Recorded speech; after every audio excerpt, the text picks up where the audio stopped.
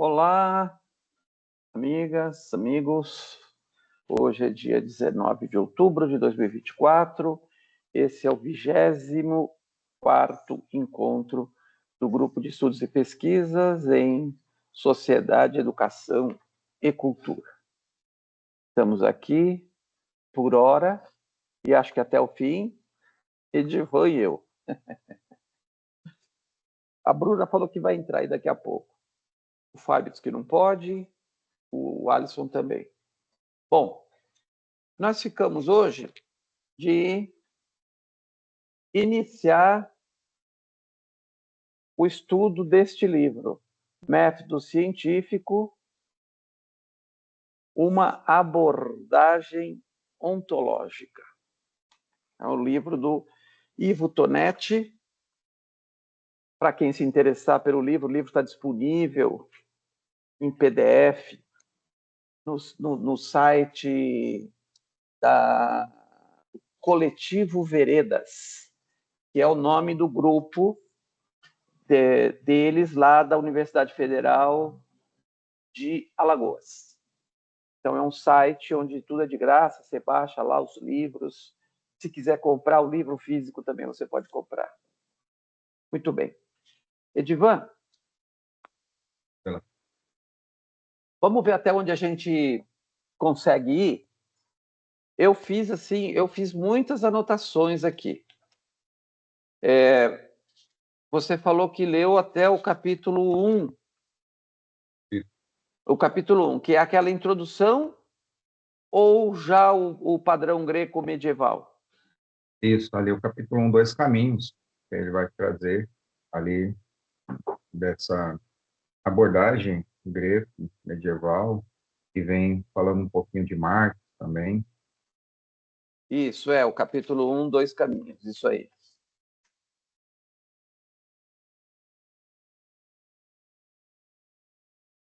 O capítulo 1. Eu fiz uma confusão aqui, ou deixa eu ver se eu me acho aqui.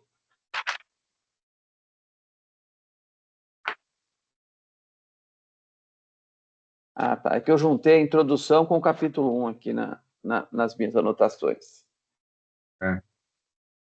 Beleza. Bom, nesse texto, nesse livro, especificamente, o Ivo Tonetti está apresentando 3 modelos de produção científica. Ele fala do modelo greco-medieval e depois do modelo da modernidade, aí com o surgimento da teoria do conhecimento, enfim, e, por último, da abordagem marxiana da produção do conhecimento.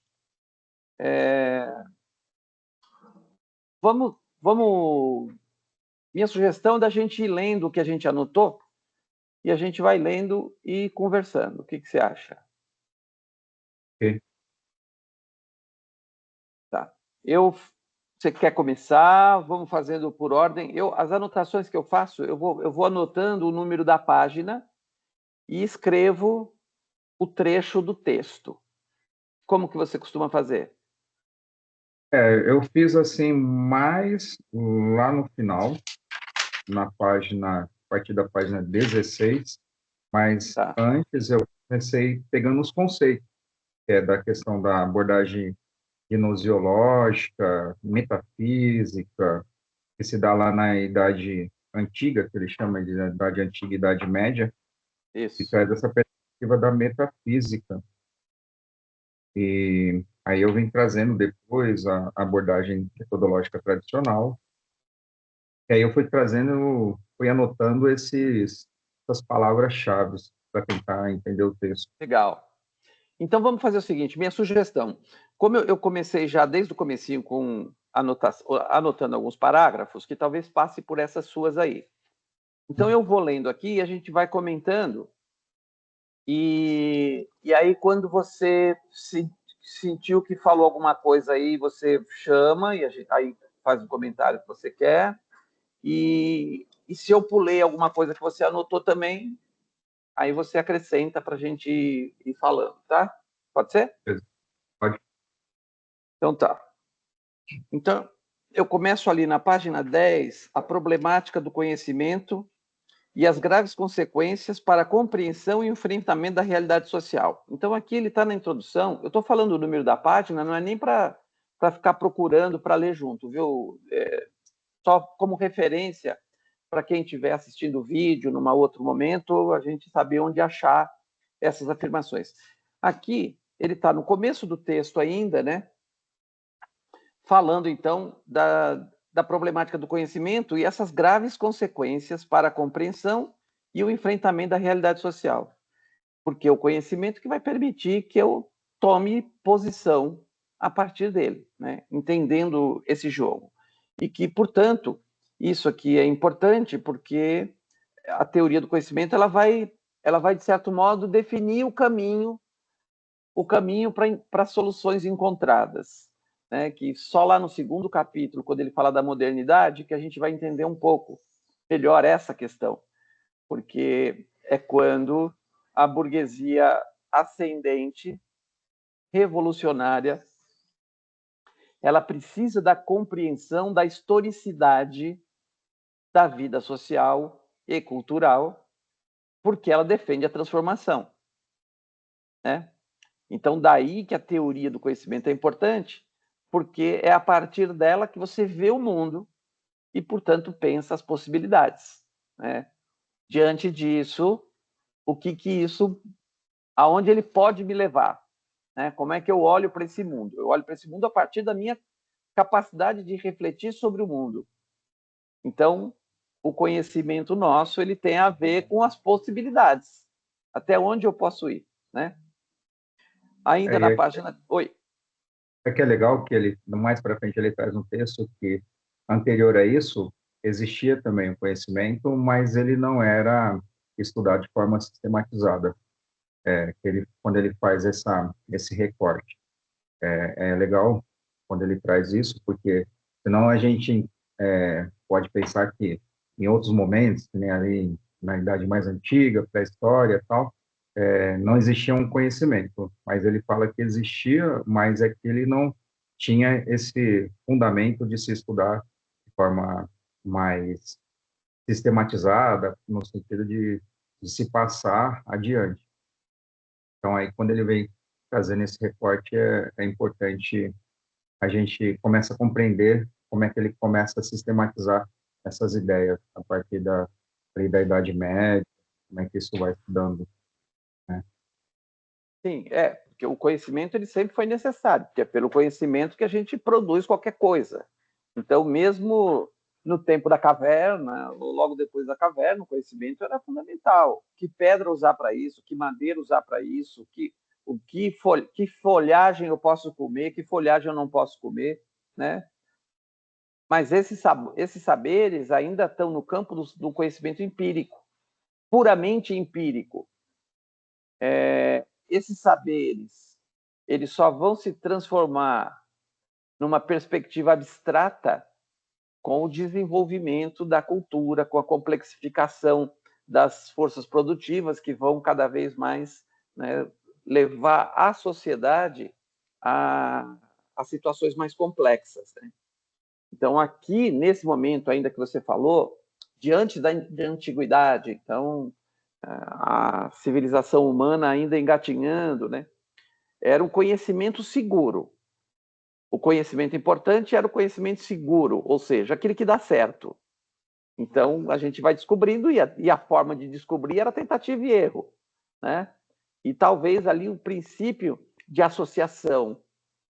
Né? Então, de você usar o raciocínio, então, seja indutivamente ou dedutivamente, você produzir um raciocínio para além da experiência direta. Eu utilizo a experiência direta, né? Então, só para deixar claro, a indução é quando eu produzo o conhecimento a partir de vários acontecimentos semelhantes. Então, a partir daquilo, eu junto tudo isso numa ideia. E a dedução é quando eu parto de uma ideia para encaixar um novo acontecimento.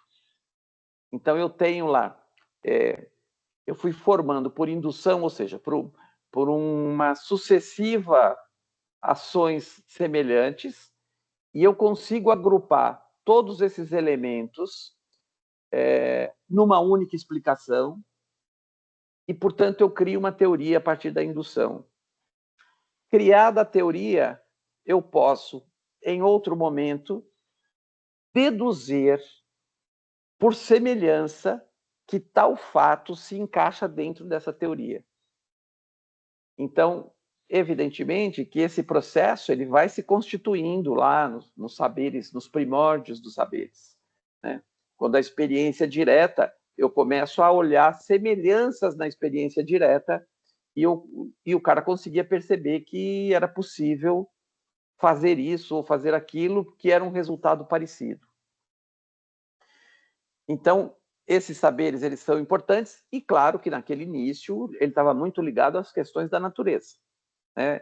Ele está se confundindo ainda com as mitologias, porque as mitologias são formas de produzir comportamentos.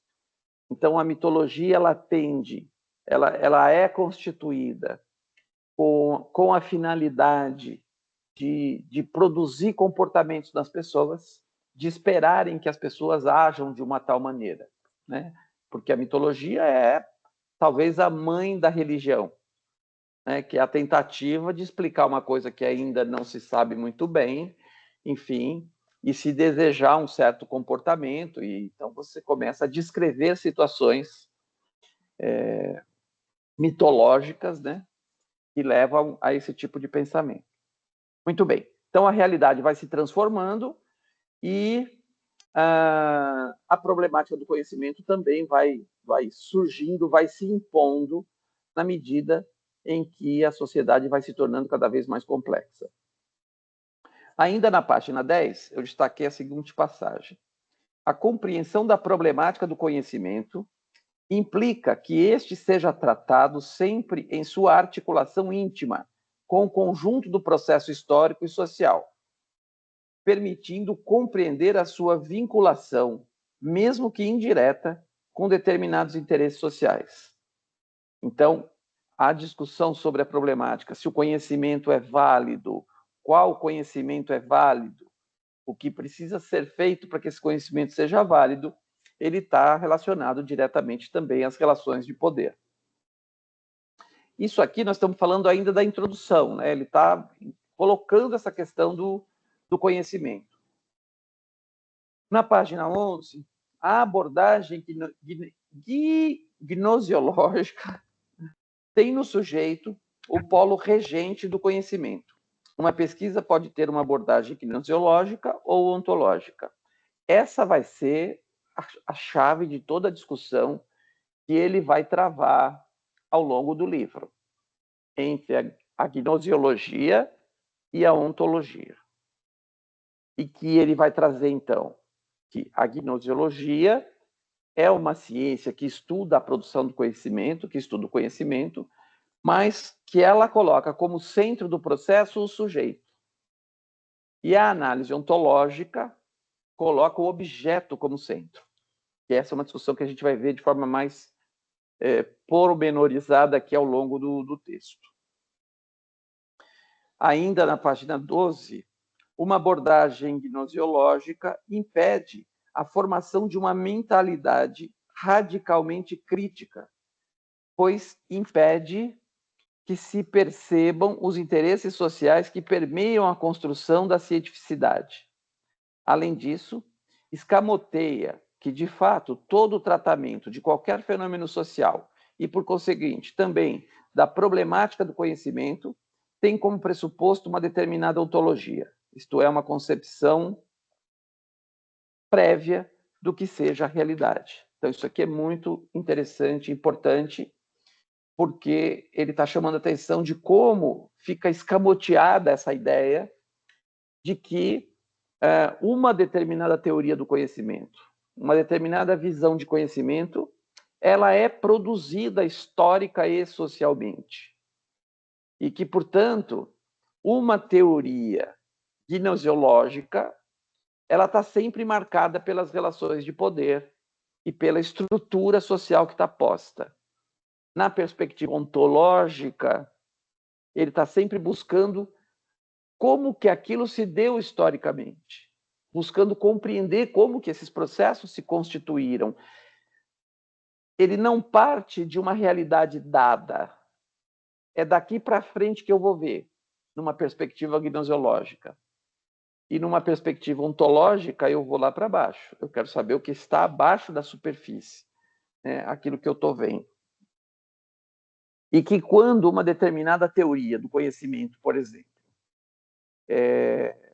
nega as questões ontológicas, não é que as questões ontológicas deixaram de existir, porque as questões ontológicas existem sempre, porque a ontologia é o estudo do ser, é o estudo das coisas como elas são.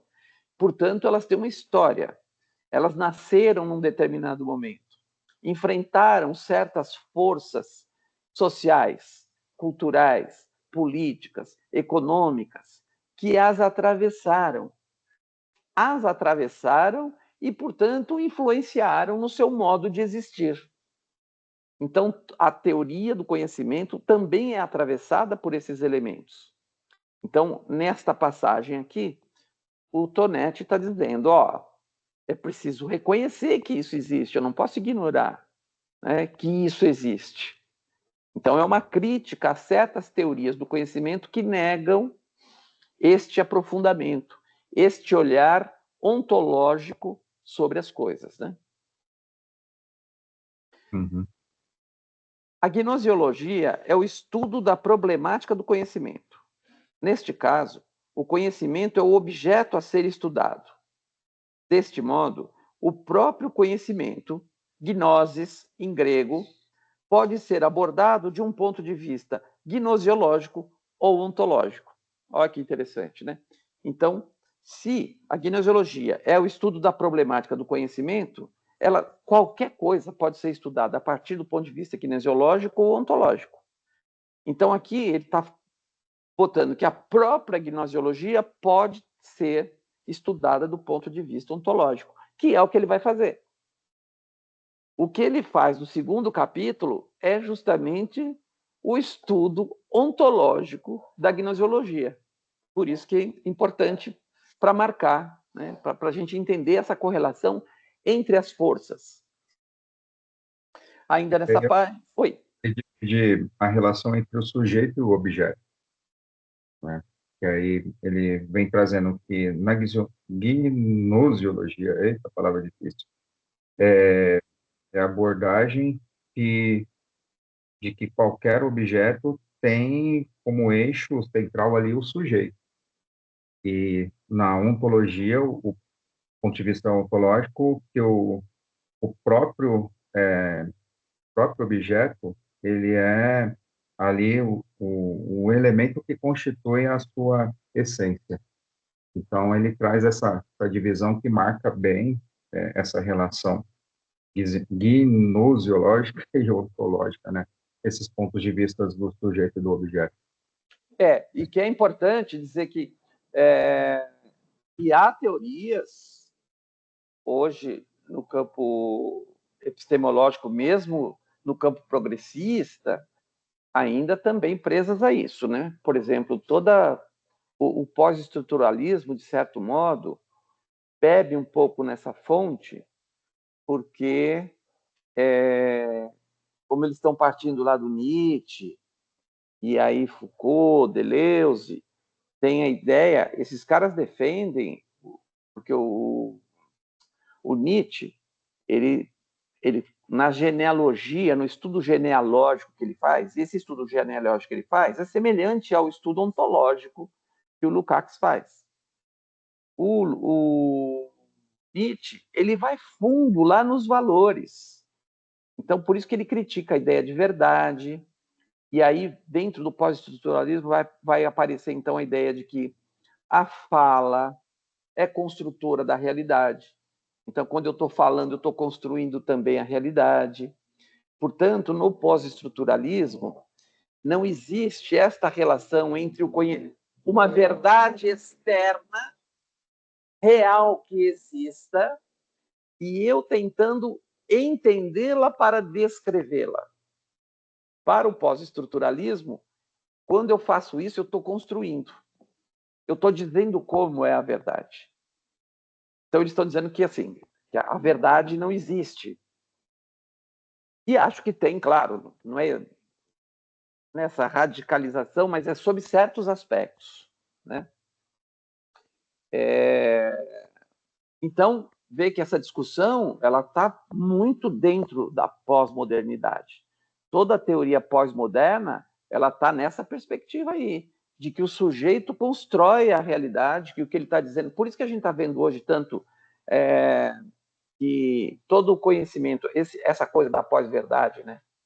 Então, que tudo que eu falo é verdade, porque o que eu falo é o que eu estou vendo, você está vendo. Então, há um conflito de narrativas, como se fosse uma narrativa, como se tudo que a gente fizesse, como se não houvesse a intenção. Porque, claro, tudo é uma narrativa.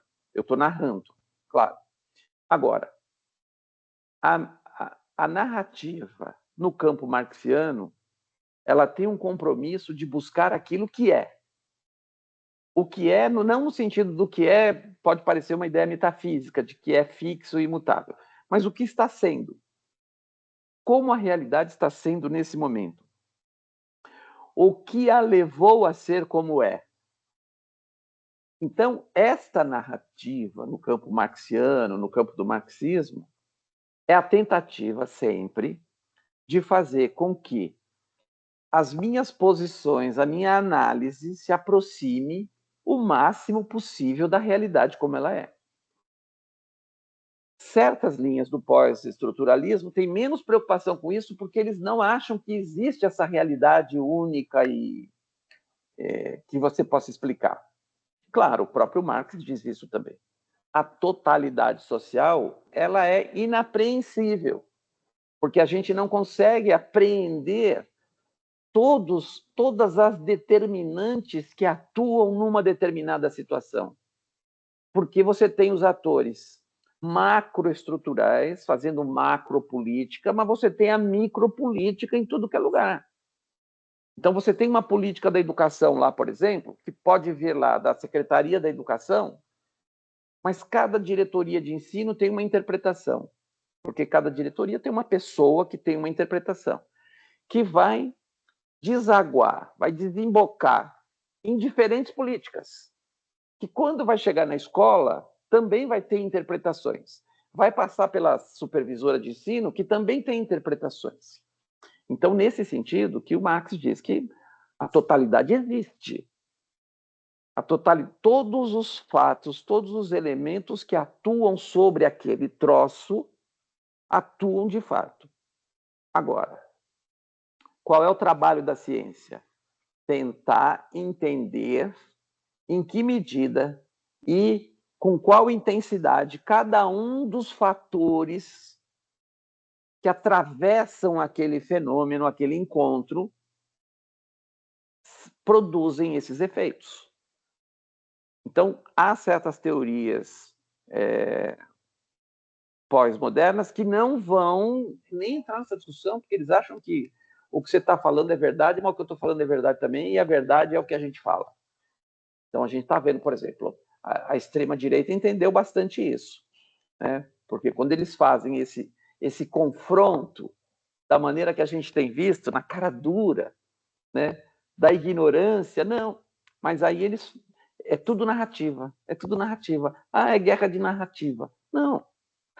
A narrativa é a tentativa de explicitação de uma guerra social, de uma luta de classes, então de uma estrutura social que produz certos elementos.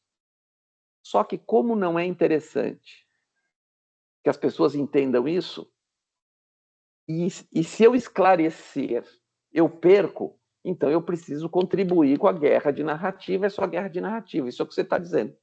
E aí eu vou forjando fatos mentirosos para me apoiar nesses fatos que eu mesmo inventei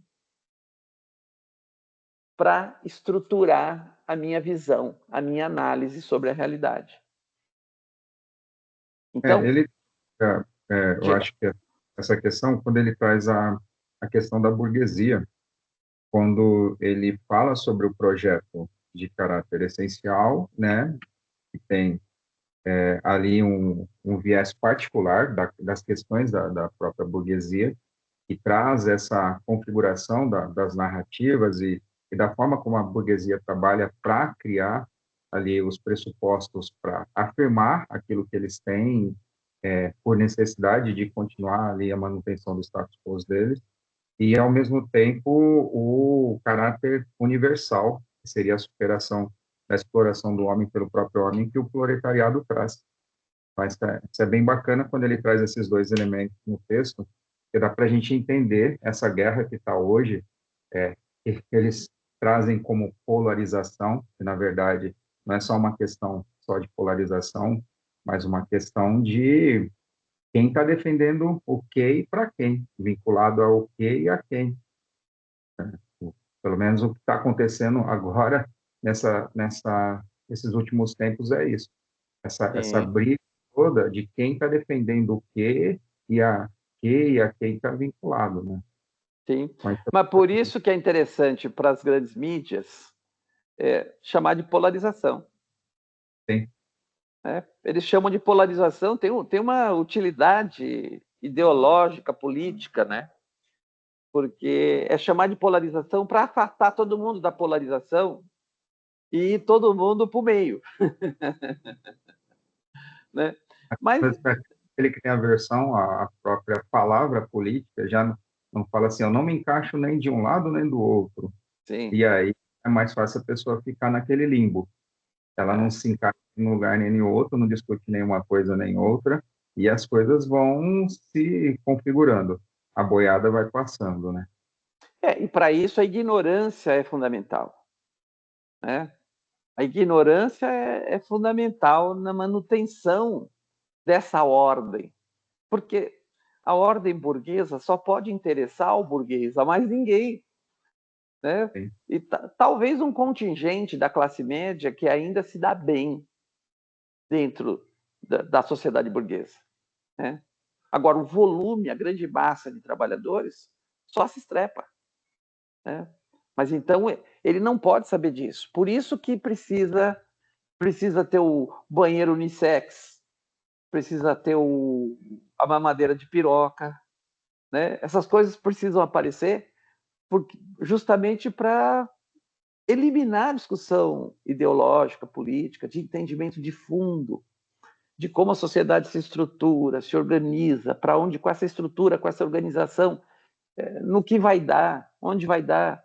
Então, se eu não consigo entender isso, eu vou ali na mamadeira de piroca, enfim, nessas coisas, né? Muito bem.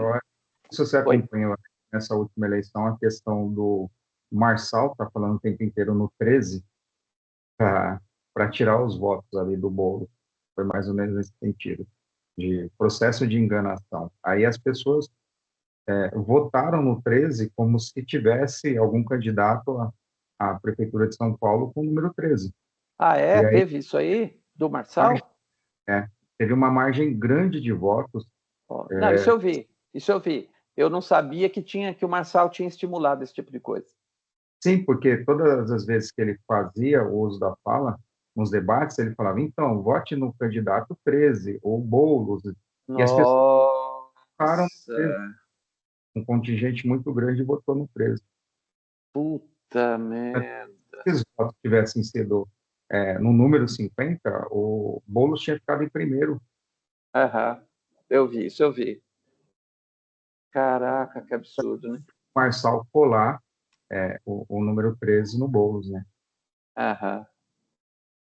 Não é mole, não. Então, a ontologia é o estudo do ser, isto é, a apreensão das determinações mais gerais e essenciais daquilo que existe. Pode ter um caráter geral ou particular. Então, busca apreender as determinações mais gerais e essenciais daquilo que existe. Agora, é claro que além das mais gerais e necessárias, essenciais, você tem as periféricas, que também definem, né? Também definem a realidade social, né? E por isso que elas são inapreensíveis. Essas mais gerais e essenciais, sim, essas são apreensíveis, né? Então, essa é a discussão do Marx, né, e do marxismo. Por isso que a questão do o que fazemos, o que determina, em última instância, a vida como ela é a forma pela qual produzimos e reproduzimos a vida. Então, não é que a economia, e você vê que nós já vimos isso em encontros passados, naquele livro que a gente estudou textos do Marx e do Engels. E que o Engels dizia, nós nunca dissemos que a economia é o fundamento último da vida. Ela é central, mas outros elementos também compõem isso. Então, quem diz isso, para mim, quem diz isso, que nós dissemos isso, é desonesto. Então, as questões gerais e essenciais. Então, por isso que a questão de classe social ela tem uma importância fundamental, né, nessa relação. E que nas teorias pós-modernas isso é deixado de lado. Ela não é central, porque a coisa da identidade, a identidade de classe não existe.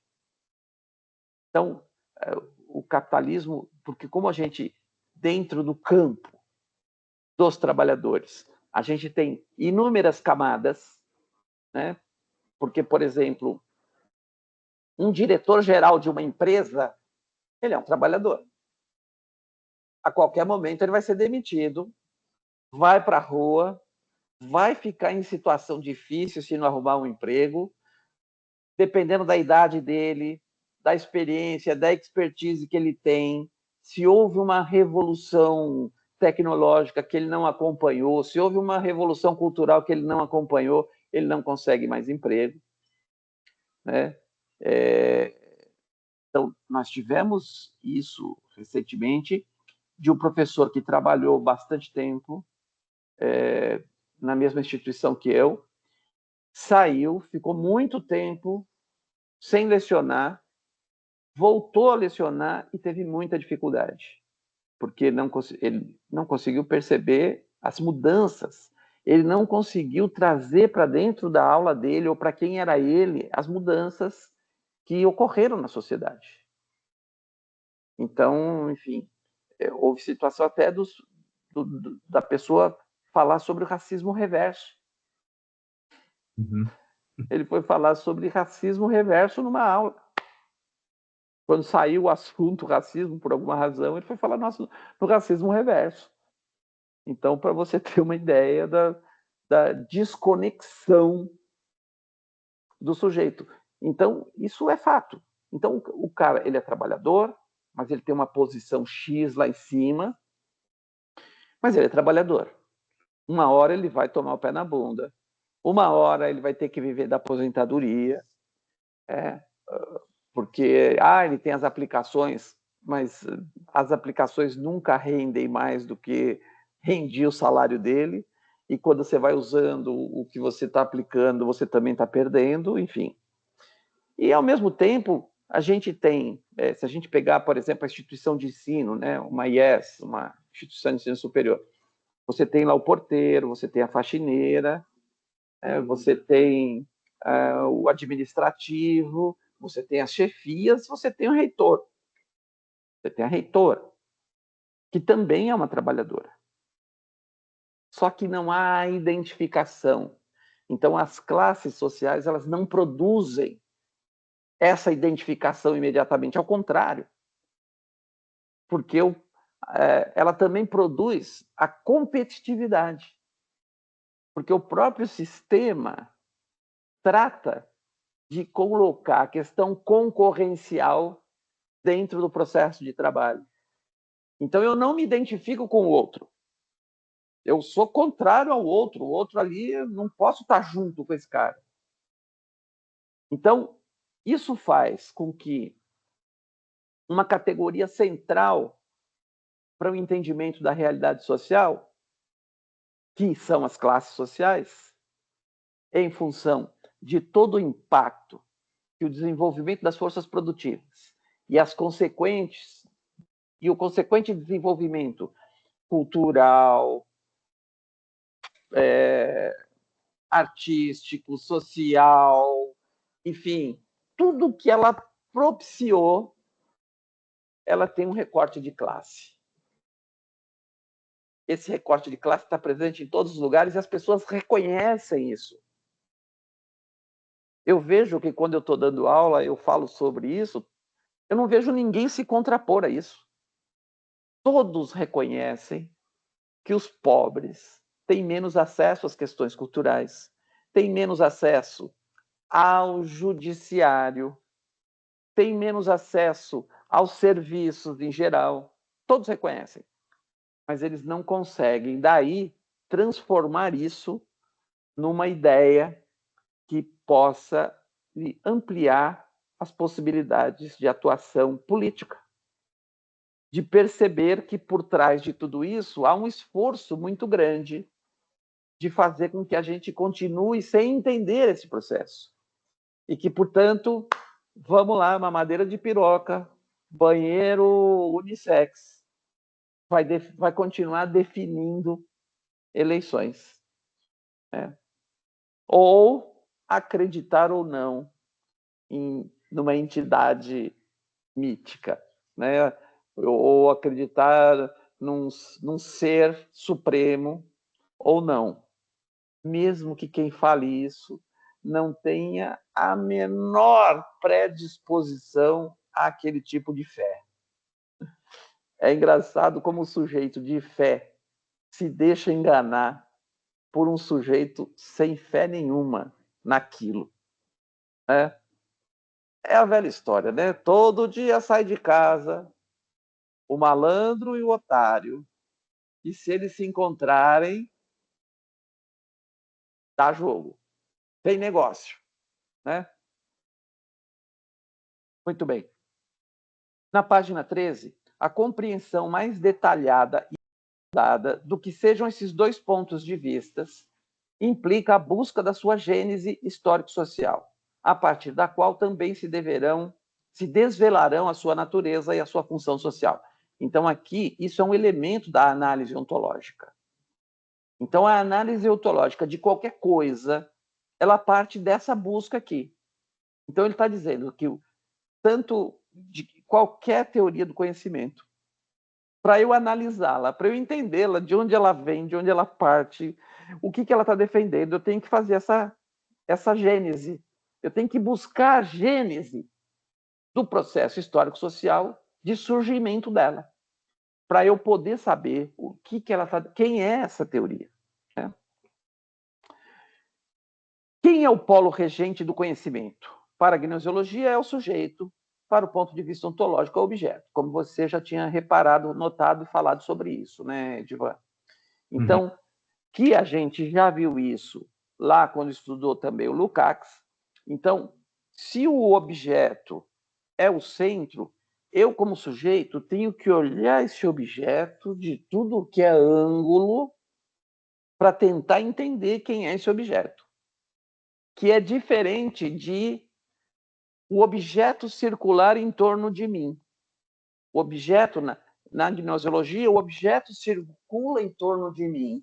Na ontologia, eu circulo em torno do objeto para tentar captar, apreender as determinações que ocorrem dentro deste objeto. Nenhuma abordagem deve ser desqualificada. Antes, devem ser compreendidas no interior do processo histórico. Assim, poderão ser melhor compreendidas a sua origem, a sua natureza, a sua função social e, com isso, seus aspectos positivos e suas limitações. Então, isso aqui é muito legal. Porque o que ele está dizendo? Que antes de eu discutir um determinado saber produzido por uma determinada teoria, é eu entender sobre essa teoria. Como é que esses caras produzem os saberes para que eu possa ter uma posição sobre isso daí. né?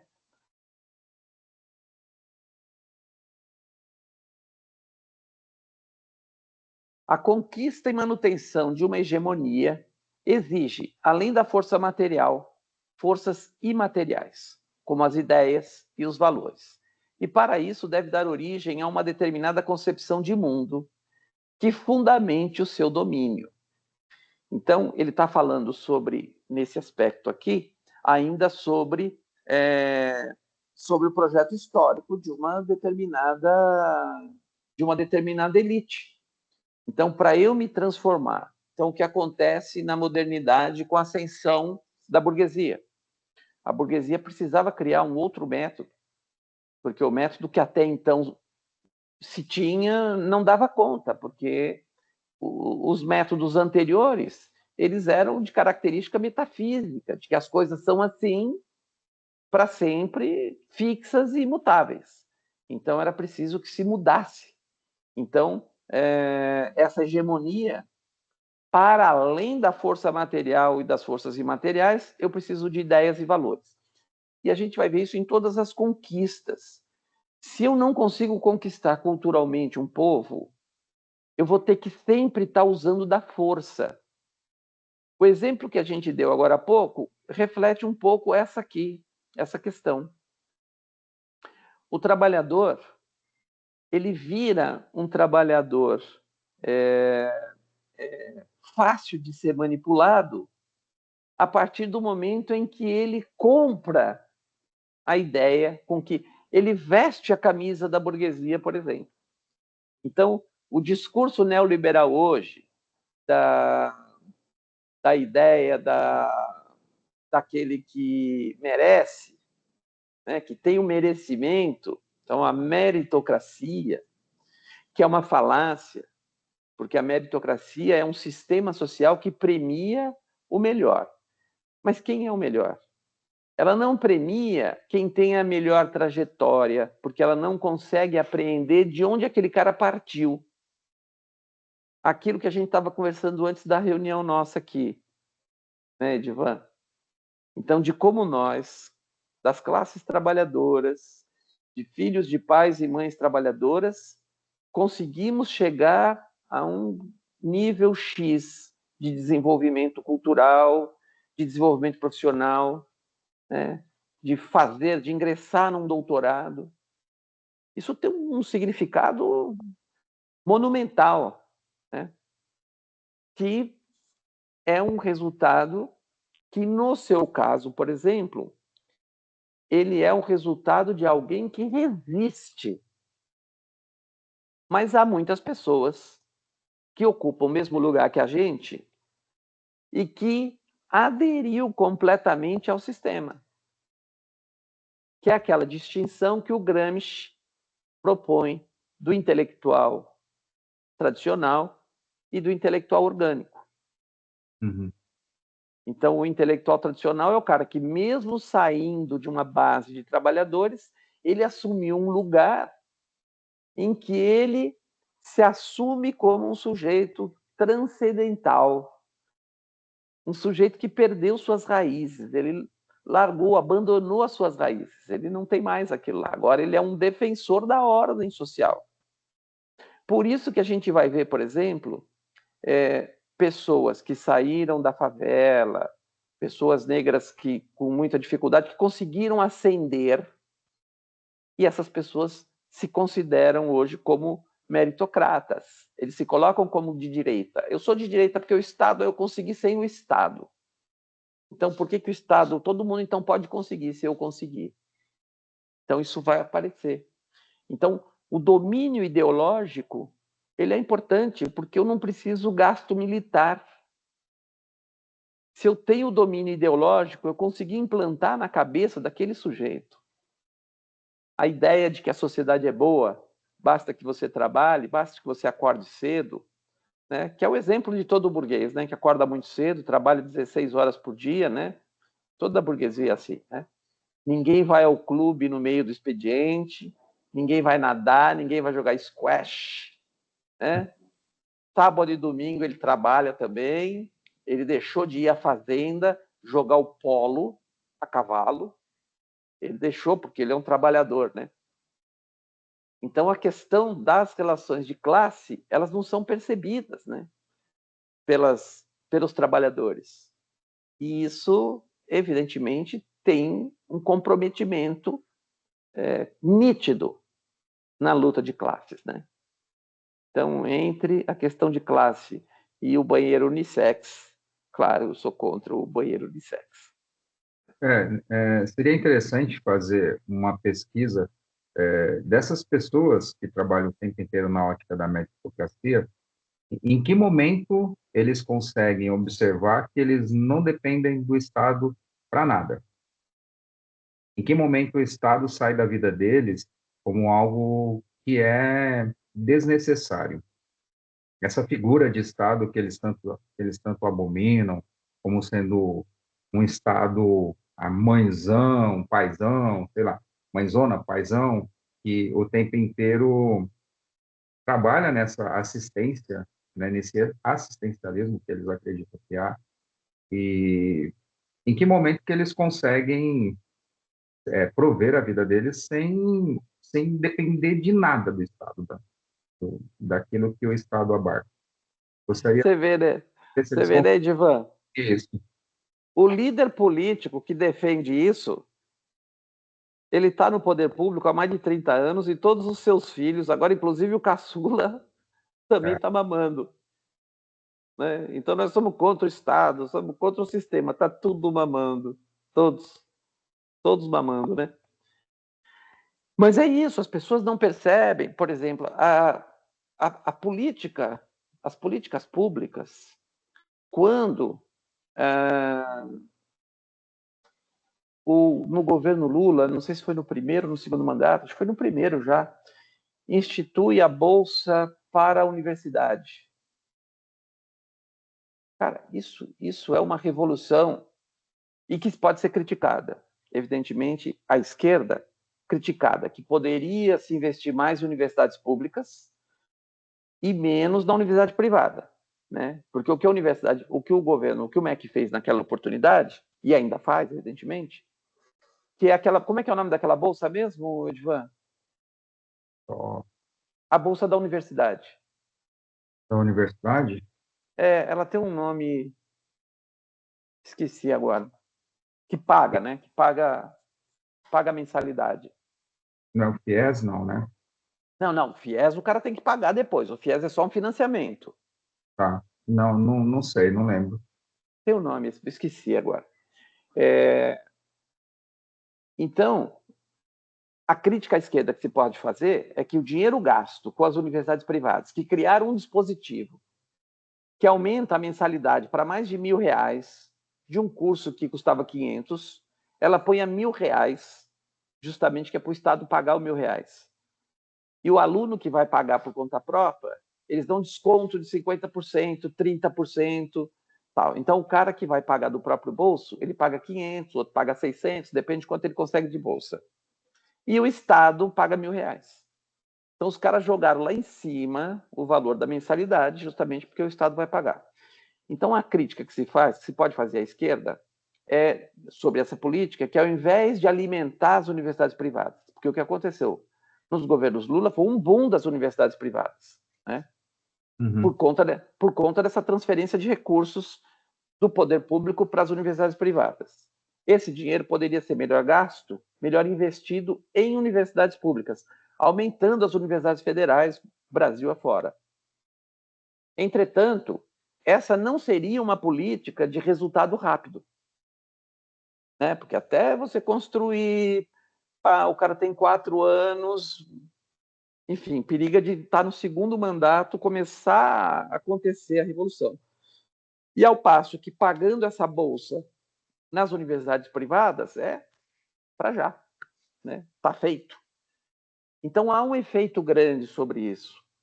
Certamente, muitas pessoas que conseguiram isso,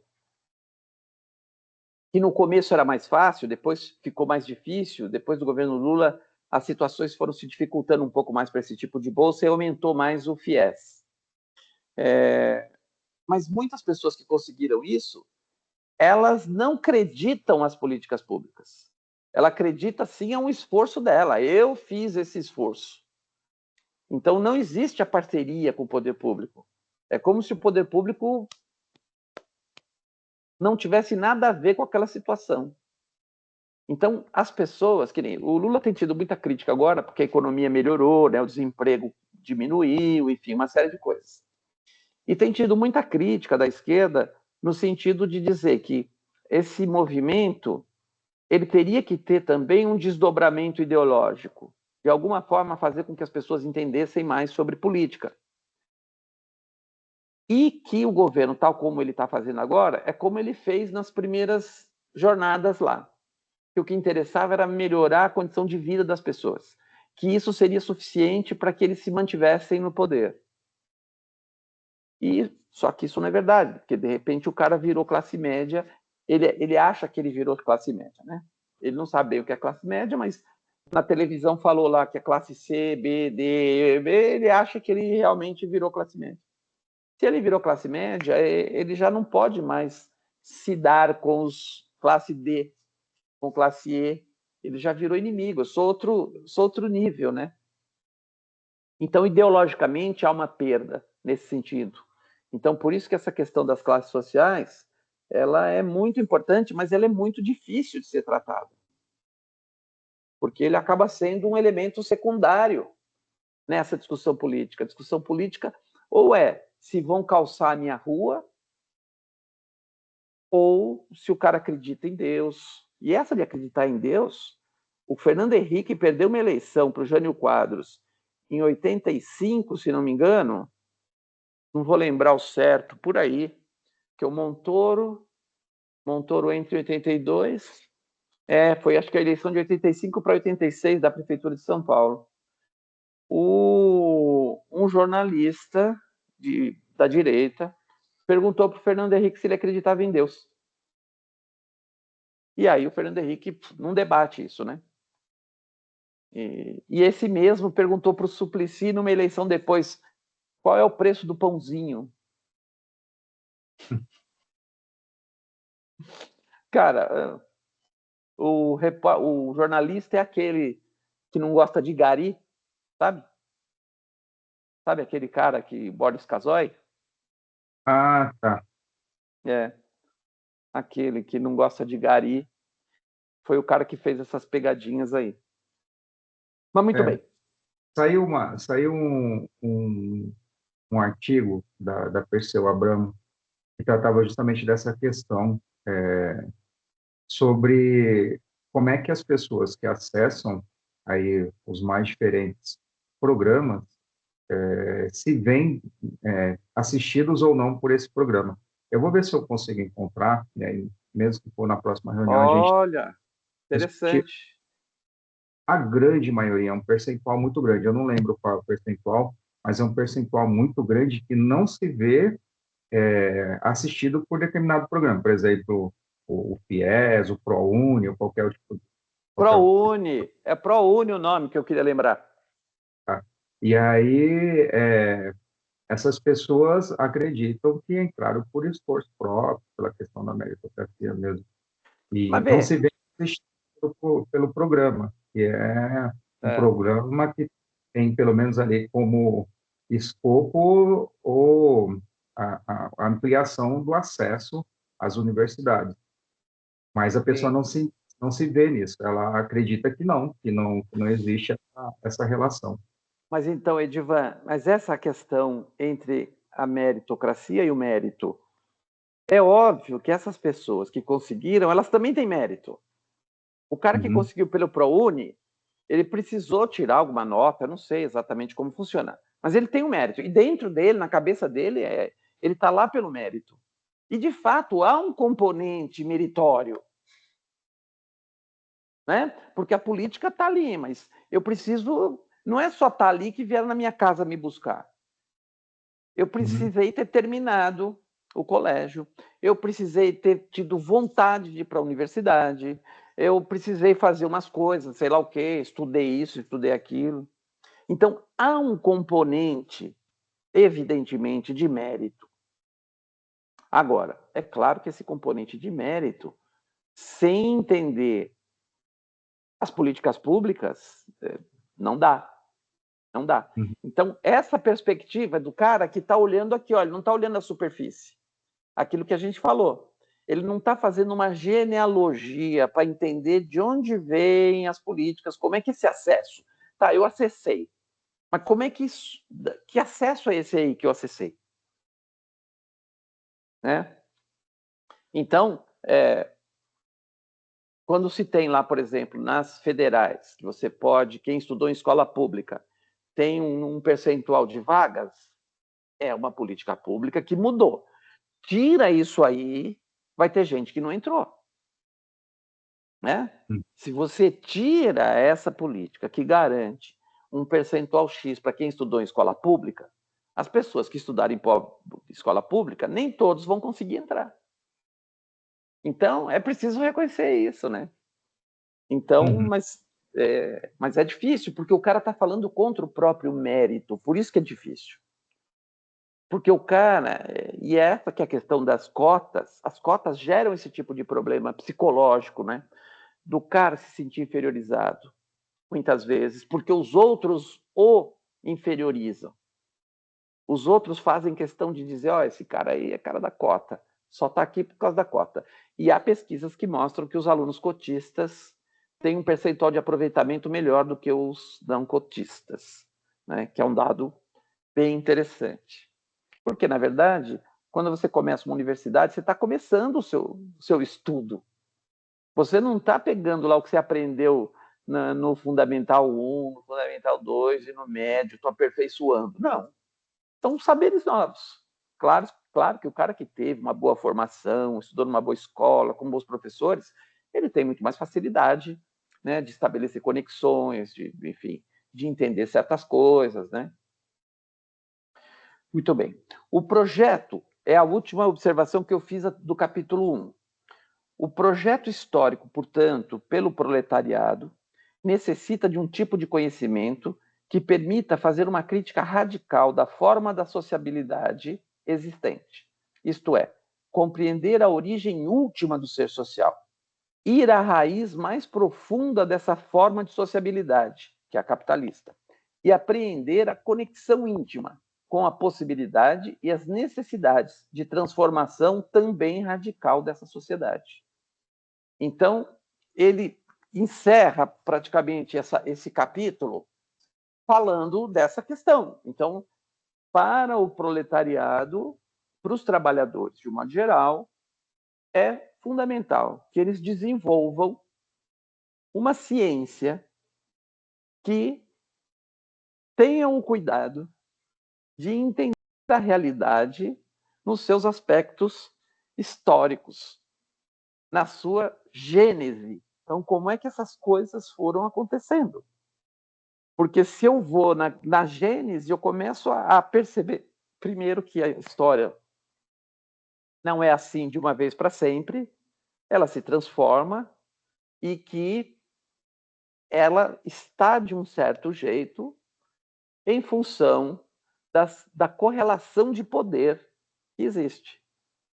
Então, a nossa luta, para eu conseguir enxergar um mundo diferente, eu preciso ter um olhar sobre a realidade diferente. Se eu aprendo e ver, todos nós aprendemos a entender a sociedade a partir dos pressupostos da burguesia. Todas as pessoas nascem de direita, porque só pode ser de esquerda alguém que passou por um processo de transformação. Alguém que passou por um processo de compreensão de como a realidade se estabelece, para ela, então, começar a perceber que as coisas podem ser diferentes.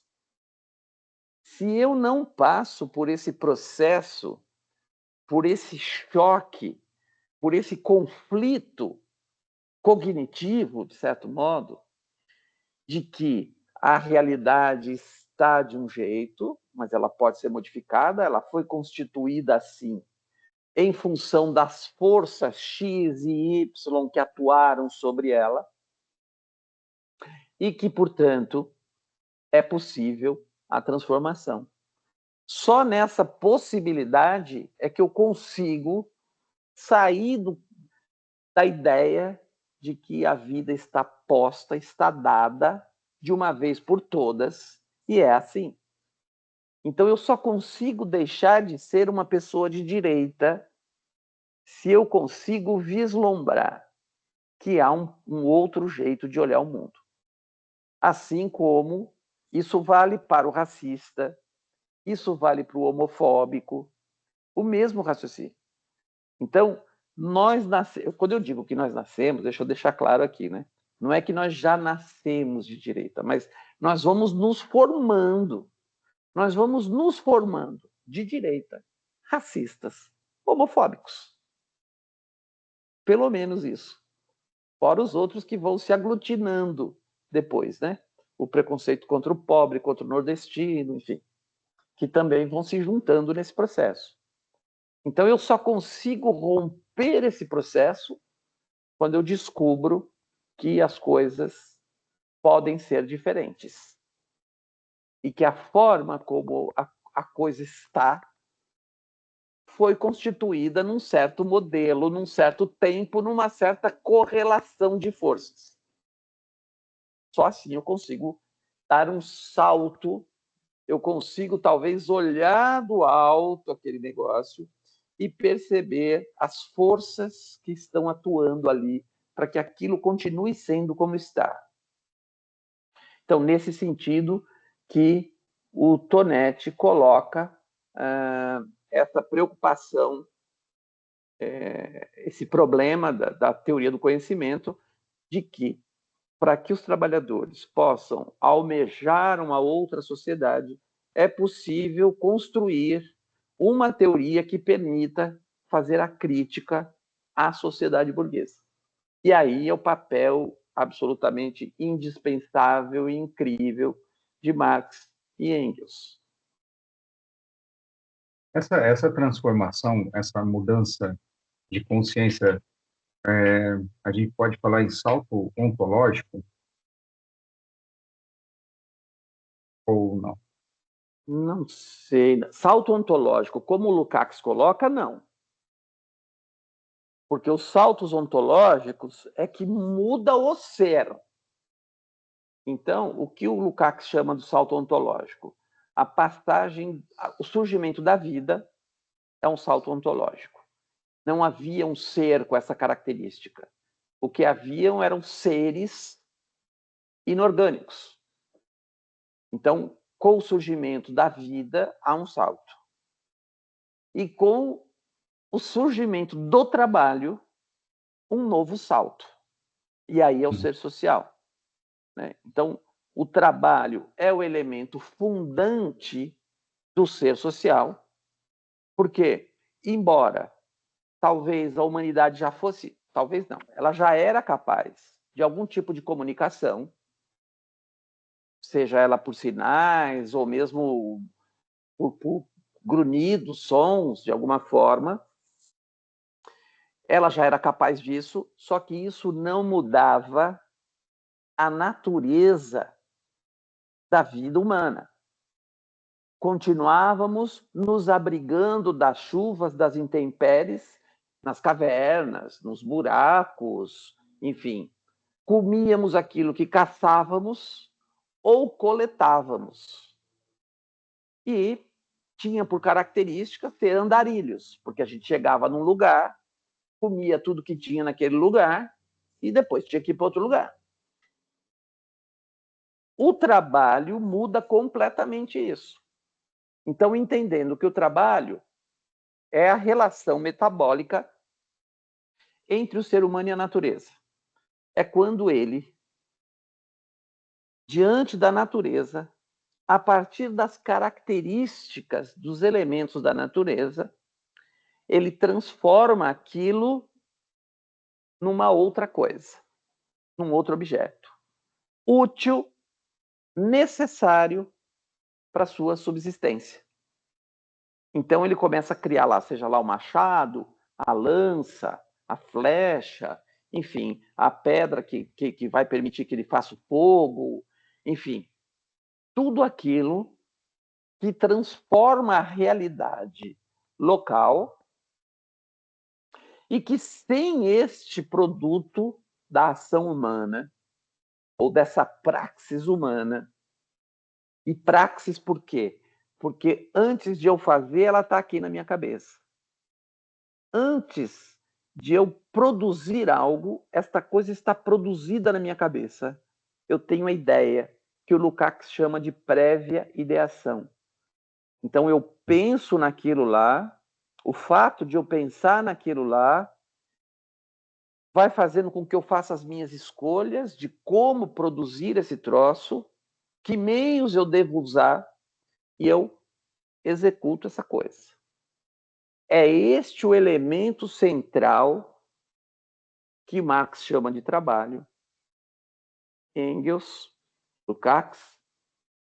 Então, o que vai produzir, vai transformar, vai criar, então, um novo tipo de ser é esse trabalho. É essa capacidade humana de construir a sua própria caverna, de construir as coisas que tornam a sua vida menos penosa, e é construindo as suas ferramentas e a partir do domínio da agricultura e da domesticação dos animais, aí é uma revolução absoluta. Então, respondendo à sua pergunta, o fato do sujeito conseguir superar as amarras de uma visão naturalizada da sociedade, da produção cultural, e, portanto, passar a ter um olhar crítico, não se trata do surgimento de um novo ser. Então, não é um salto ontológico, mas é, evidentemente, um desenvolvimento qualitativo desse ser em relação aos saberes. Então, esse sujeito ele dá um salto gigantesco no que diz respeito à sua capacidade de compreender a realidade. Mas ele, enquanto estatuto ontológico, é o mesmo ser. É o mesmo ser do alienado, daquele sujeito que não conseguiu esse rompimento. E vê, o fato de dizer que não é um salto ontológico não significa que isso não seja importante. Isso é muito importante. É fundamental na vida de qualquer grupo social subjugado, como os trabalhadores são. Então, seria uma camada de consciência crítica, né? Aquilo na base concreta das coisas, aquilo que é o concreto mesmo, solidificado. Sim. Tá. Porque, vê, a consciência crítica, muitas vezes, ela é confundida com a capacidade do sujeito de criticar alguma coisa. É. Mas, vê, criticar alguma coisa, qualquer um critica. Para o bem ou para o mal. Exato. A questão que a gente precisa ver é quem é esse cara, onde ele está colocado e que crítica ele está fazendo. Então, por exemplo, eu disse aqui que a gente nasce e vai se formando como um sujeito de direita, racista, homofóbico e tal. A gente vai entendendo que a sociedade ela tem um jeito de ser e a gente acha que o desenvolvimento dela é como o da natureza. A gente acha que a vida como ela é hoje sempre foi assim. Que sempre foi assim e sempre continuará sendo assim.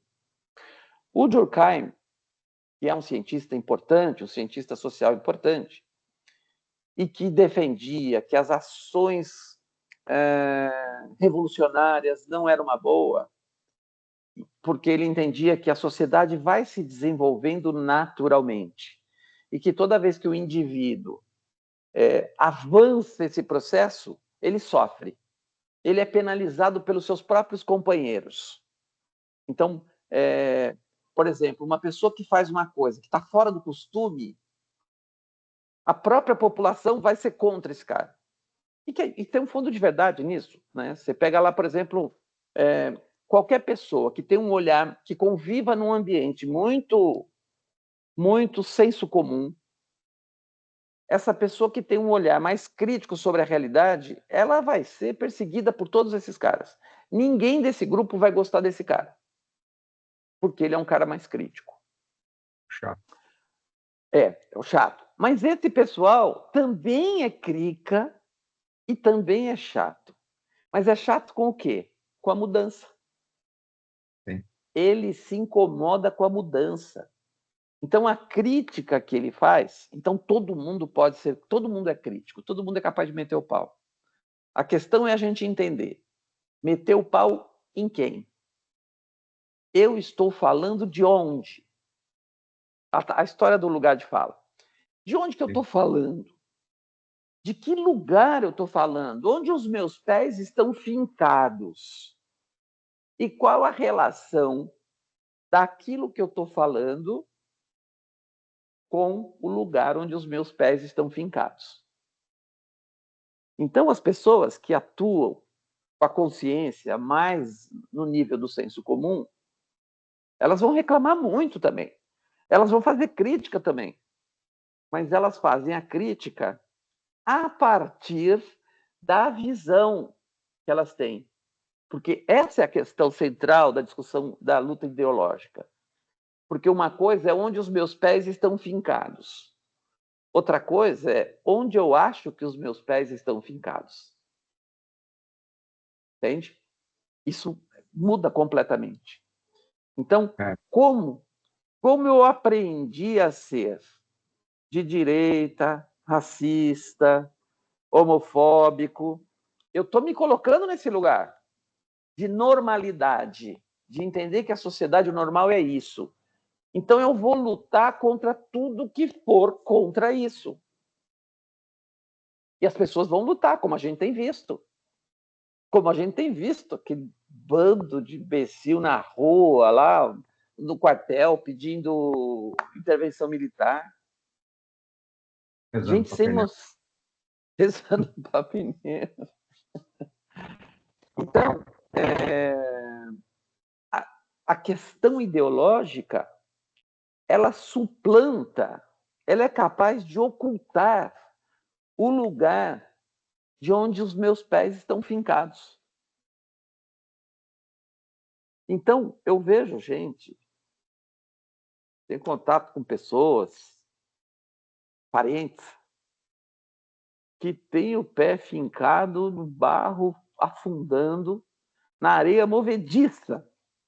Na areia movediça, não é nem no barro, é na areia movediça.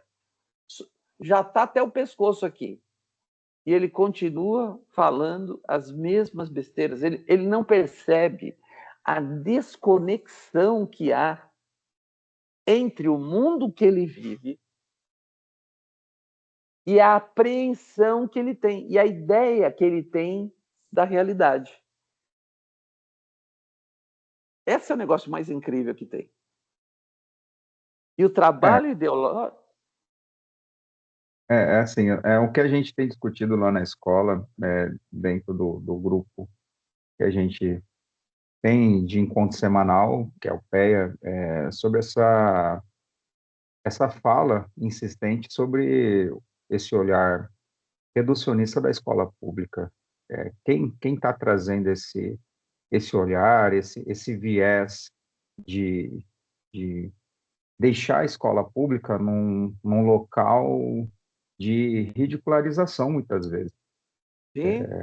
A gente tem discutido bastante essa coisa. Quem é que está falando isso e como que a gente tem travado as nossas lutas diárias para tentar falar para a sociedade como um todo de que a escola pública não é isso, ela sofre uma série de intervenções e muitas vezes a colocam num local de desqualificação e que a gente às vezes não consegue brigar com aquilo que está posto, com aquilo que tem se reflagrado de forma tão violenta sobre nós. Essa luta é uma luta muito, muito desigual, que a gente tem travado ali diariamente. Muitas vezes ali meio que no campo solidário de um pegando na mão do outro, ninguém solta a mão de ninguém para a gente conseguir ir lidando aí diariamente com essas coisas, mas que não é fácil. Mas da onde que está vindo essas falas? Quem são essas pessoas que desqualificam o tempo inteiro a escola pública? E como que a gente tem travado essas lutas? É uma coisa que a gente tem discutido bastante dentro das nossas reuniões e tem sido muito importante porque isso também entra como um entra com um papel ali de renovador das energias, de falar, vamos continuar a Sim, acreditar, estamos no caminho com todos os tropeços, com todos os acertos também, e a gente, ninguém vai ficar para trás. Tá? A ideia é de que todos consiga chegar lá na frente sem deixar ninguém no meio do caminho. Não é fácil, não é fácil. A gente tá nessa luta diária, essa batalha diária, e isso é bacana que a gente tem discutido bastante dentro das nossas reuniões. Né?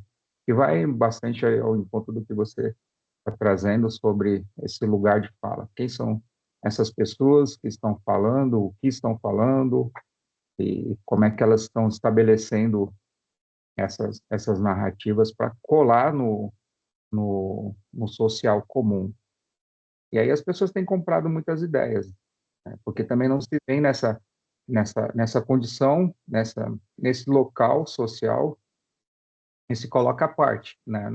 Isso não é meu, isso não faz parte da minha vida, isso não é algo que eu quero estabelecer para mim, porque eu trabalho e eu faço outras coisas, eu sei que eu estou para além disso. Essa discussão não é minha, ela não me pertence. E aí acaba dando essa doideira que a gente tem vivenciado aí todo dia, né? e você vê, a desqualificação da escola pública, ela é tão grave que a primeira coisa que uma família que melhora um pouquinho de condição é botar o filho numa escola particular. Agora, a escola particular, cara, tem escola particular horrível, horrível. Então, assim, a gente está caminhando para uma escola tão controlada, né, com essa coisa de as escolas particulares, todas elas compram sistemas, seja ângulo, objetivo, positivo. Eu acho até que talvez não exista mais escola particular que consiga gerir o seu próprio currículo. Eu acho que não tem. Está aí Aqui eu uma conheço, pesquisa interessante, hein? Está aí uma pesquisa que a gente podia fazer interessante. Quantas escolas particulares existem? Olha, poxa vida, essa é uma pesquisa legal de ser feita, hein, Edvan? Quantas escolas particulares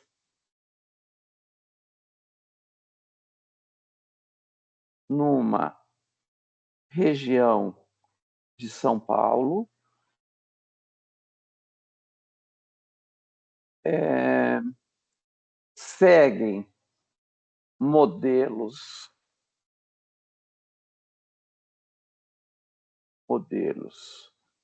curriculares diversos e quantas são autoras de seu próprio currículo. Olha, isso aqui é interessante de investigar, fiquei curioso, viu?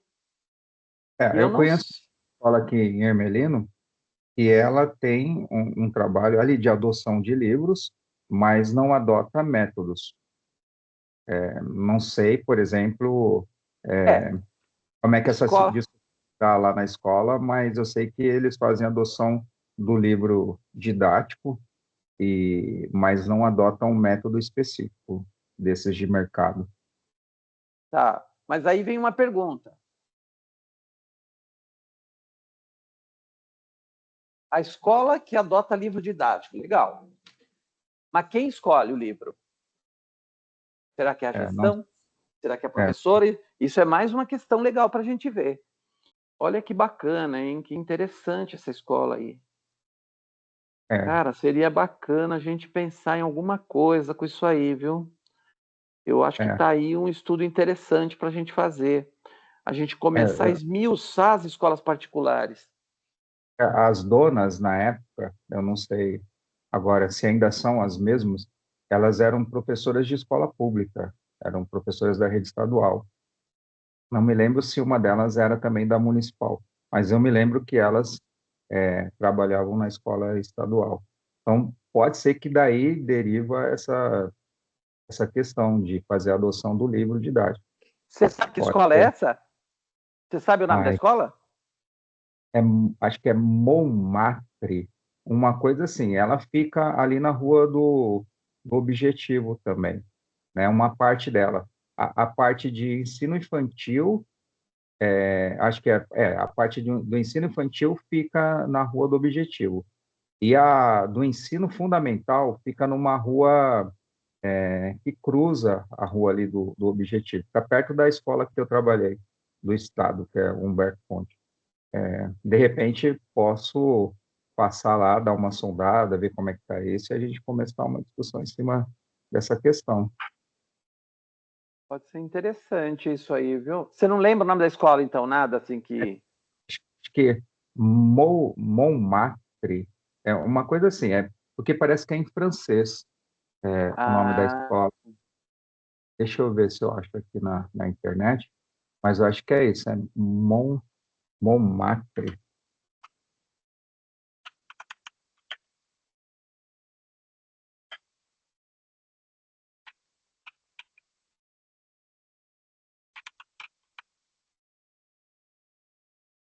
Colégio escreve Montmartre, né, que eu acho que deve ser francês. Que aí o pessoal chama de Montmartre. M-O-N-T, aí Martre, M-A-R-T-R-E. Montmartre. Montmartre, será? É mais ou menos isso. E Virou pelo menos, Montmartre. Montmartre. eu conhecia na época as donas, né, pelo menos uma delas tinha trabalhado lá na escola, do estado, e ela trabalhou com você. trabalhou lá na escola. Eu acredito que na época que eu entrei, ela estava saindo da escola estadual, estava já em via de aposentadoria, mas a irmã dela já tinha um trabalho ali de tanto pedagógico como administrativo na escola, porque a escola era das duas. Legal. Mas menos na época eu sei que elas faziam adoção do livro, elas não faziam adoção desses pacotes, né? Objetivo, Interessante positivo. isso, hein?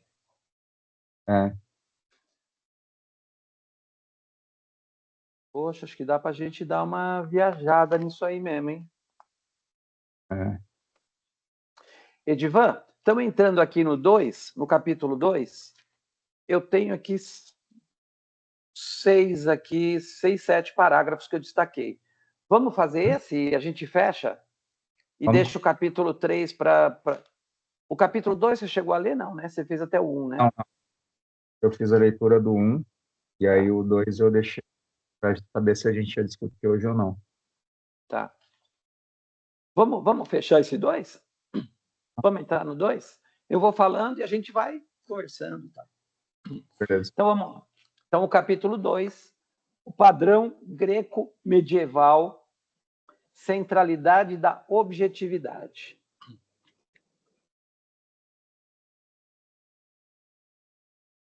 Então, essa discussão que ele vai colocando central entre objetividade e subjetividade.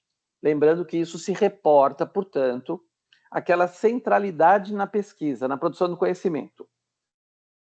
Então, se a centralidade está no objeto, eu estou numa perspectiva da objetividade. Aquela que centra no indivíduo, o indivíduo é que faz eu estou no centro, trazendo a subjetividade para o centro. E o padrão Greco é isso aí, ele está no campo da objetividade. Então, vamos lá. É preciso compreender a relação entre a objetividade, o mundo, e a subjetividade, a razão. Mundo é um conjunto de partes articuladas em constante processo de efetivação e reciprocamente determinadas. Em especial, uma destas partes se destaca como sendo o momento fundante desta totalidade. Trata-se do trabalho. Então, aqui ele está trazendo como é que o trabalho, né, retomando a ideia do trabalho, como fundante da totalidade.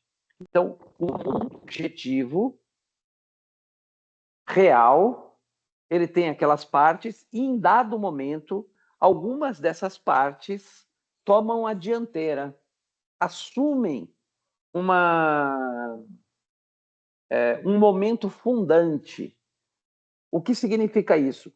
Fundante porque eu estou fundando um novo tempo, um novo momento.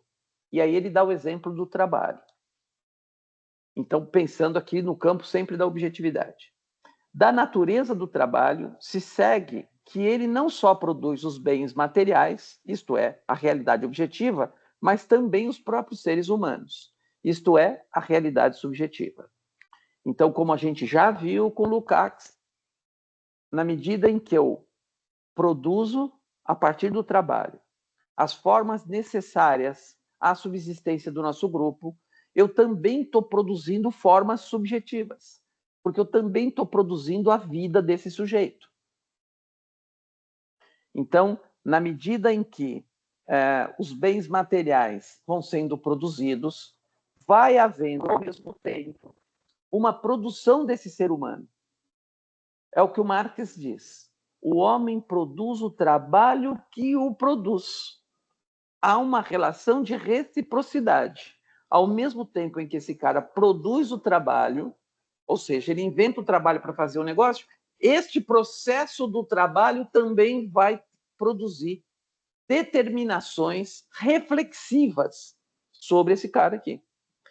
Eu estou criando uma situação nova, essa situação nova vai reverter sobre forma de cultura, sobre forma de trabalho, sobre qualquer forma. Sobre forma de grupo, de coletivo, de formação de um coletivo. Né? Enfim, quanto mais eu desenvolvo as forças produtivas, mais coisas vão sendo inventadas ao mesmo tempo. A cultura vai sendo inventada na medida em que as forças produtivas vão produzindo novos elementos, vão criando condições para o surgimento de novos fazeres culturais. Então, enfim, a formação das pessoas, o surgimento de um tipo de família, né, que vai produzir efeitos sobre quem sou eu e como eu penso sobre isso. O padrão greco medieval, então, a partir da base material, os gregos e medievais elaboraram concepções nas quais o mundo tinha uma estrutura e ordem hierárquica, definidas e essencialmente imutáveis. Então, vê, é muito difícil você acreditar no Heráclito. O Heráclito, que viveu algumas centenas de anos antes do Sócrates, que dizia que a única coisa que não muda é o movimento. Olha que loucura isso, né? A única coisa que não muda é o movimento, porque tudo está em movimento. Mas como é que alguém podia acreditar no Heráclito numa época em que nada mudava? Vê, olha que loucura que é a gente conseguir perceber aquilo que eu estava falando, que nós nascemos e vamos nos constituindo como sujeito de direita, racista, homofóbico. Vê, a gente está vivendo um tempo de grandes mudanças. Então as pessoas conseguem perceber que existe a mudança, que a mudança ocorre. Agora, você imagina você nascer, são gerações e gerações, são séculos É um milênio de não mudança. Quer dizer, claro que havia mudanças, mas elas eram praticamente imperceptíveis, porque a forma hierárquica se mantinha. Então, as guerras, as lutas internas, elas continuavam havendo, mas a estrutura permanecia. O que era então conhecer para esses pensadores? Certamente apreender a essência das coisas. Então, para uma sociedade imutável, perene, sempre foi assim, sempre será assim, é assim, eu não tenho o que aprender, porque eu não preciso aprender, porque não adianta eu aprender, porque eu não vou mudar, porque isso não se modifica. Então, como a essência era imutável, estivesse ela no mundo das ideias platônicas ou no interior das coisas deste mundo, como pensavam Aristóteles e Tomás de Aquino, conhecer significava apreender a essência das coisas. E não a dinâmica, porque não havia dinâmica cultural, não havia dinâmica social. Então, o que eu precisava, eu como filósofo, eu como alguém que se interessa pelo conhecimento, era conhecer a essência das coisas, só para saber por que elas são assim. Mas elas são assim de uma vez por todas. Deste modo, a verdade não era algo construído pelo sujeito, mas algo que se encontra no próprio objeto, isto é, no ser. Então, aqui, no pensamento greco medieval, não havia a ideia ainda de construção humana do saber. Então, as teorias que aparecem na modernidade, o movimento lá, o empirismo, o racionalismo, a tentativa do Kant de fazer uma síntese desses dois movimentos e tal, isso aqui não existia lá. O que existia era um mundo tal como ele era e a minha capacidade de entendê-lo. Para os gregos, havia dois tipos de conhecimento: a dosha e a episteme. Em latim, na Idade Média, verdade se diz adequatio, isto é, adequação, a aquisição do intelecto às coisas. Então, finalizando esse capítulo 2 com essas duas passagens aqui, então, para os gregos, havia a dosha e a episteme. A dosha eu não sei se fala dosha ou doxa, eu acho que é dosha. Mas não sei. Eu não sei, pode ser que seja doxa, mas eu conheço por dosha. A dosha e a episteme. A dosha é associado com a opinião, com aquela coisa meio que hoje pode ser sim, mas amanhã pode ser não. E o saber epistêmico, ele tem a ver com o conhecimento científico. Então, com a tentativa de organização do conhecimento a ser produzido com certos critérios, e especialmente a partir da razão. A razão é um elemento essencial na confirmação de um saber e, portanto, de uma episteme. Os conhecimentos epistêmicos eles estão diretamente vinculados à ideia de razão, de lógica, enquanto que a dosha é aquele saber da episteme. Eu quero saber como as coisas são de fato, porque não vê que nesse período eles ainda não têm, como não existe dinâmica social, não é essa a questão para eles. A questão é saber como as coisas são de fato. E as coisas são de fato, eles vão atingir esse saber pela lógica, pela razão. Enquanto que a dosha está ligado às impressões que eu tenho sobre uma determinada coisa, que muda, que se altera e que eu posso ter um outro olhar sobre isso. Então, a episteme, neste período que o Ivo Tonetti trata no capítulo 2, greco-medieval, ela tem a ideia de que o mundo precisa ser conhecido, mas o mundo como ele é. Imóvel, não se tem a ideia, ainda não se construiu. E ele vai dizendo ao longo dos capítulos também que uma dificuldade para o rompimento deste tipo de conhecimento é não haver nenhum grupo social interessado na produção de um novo modo de saber, que desse conta das necessidades de que o seu grupo social conquistasse um espaço hierárquico. E ele cita aqui, porque quem eram os grupos que poderiam se interessar numa revolução? O escravo e o servo.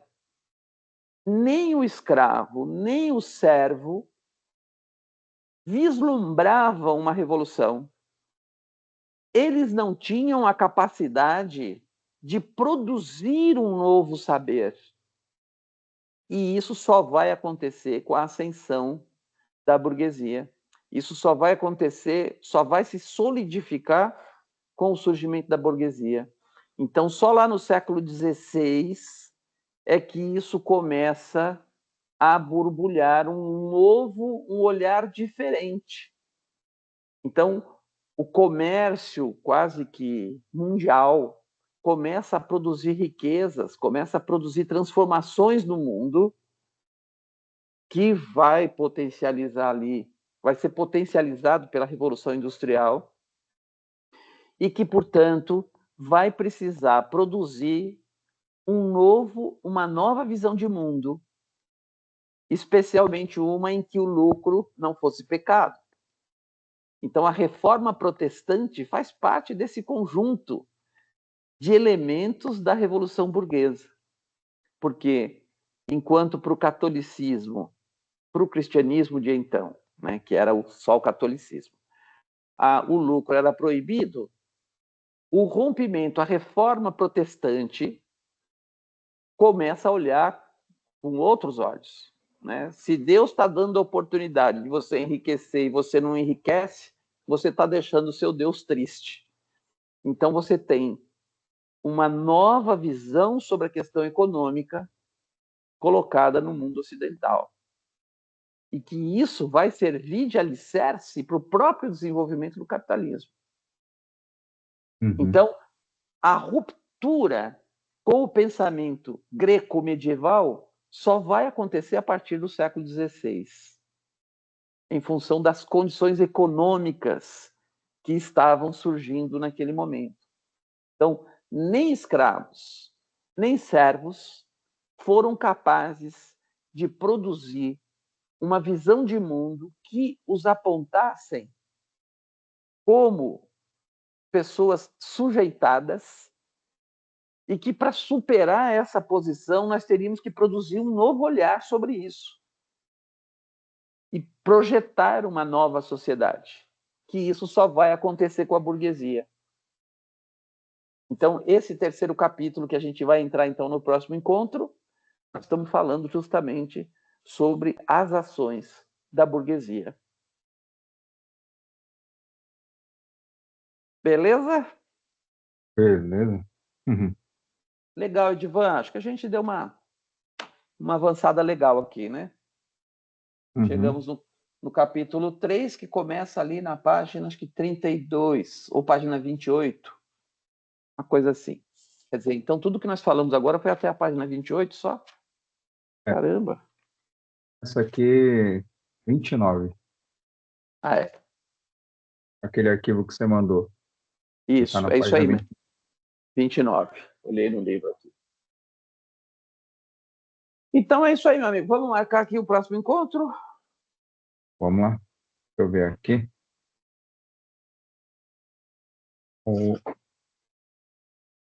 Ó, novembro tem um feriado na sexta, que é 15 de novembro. Sim. Pode ser dia... Pode ser dias... Uai. Pode ser dia 9. Espera aí que tá dando... Pode ser no dia 9, que seria daqui 3 semanas, ou no dia 23. Uhum. O que você acha? O dia 9 de manhã eu tenho reposição de aula, mas não atrapalha, não. Hoje também eu tive reposição, então Ah, não é? atrapalha. Ixi, até o final do ano a gente tem um monte de reposição para fazer.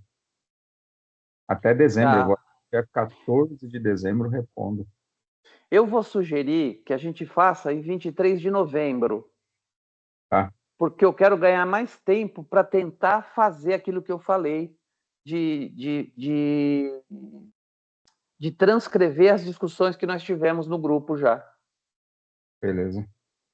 Então fica lá para dia 23 de novembro.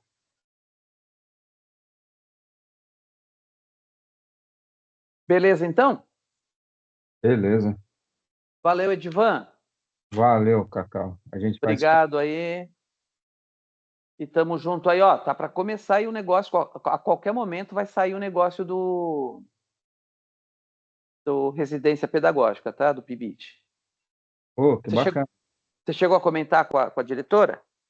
Sim, sim. A direção e, e as coordenadoras estão sabendo, porque, na verdade, quem faz a organização é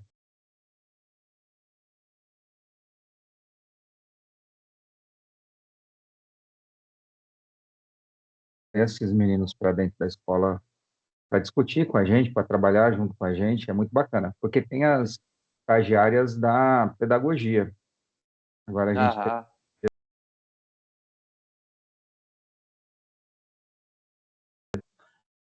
Valeu então, meu amigo. Valeu, um Um abraço aí. abraço. Bom final de semana. A gente se fala aí. Se Deus quiser, valeu. Valeu. Tchau, tchau.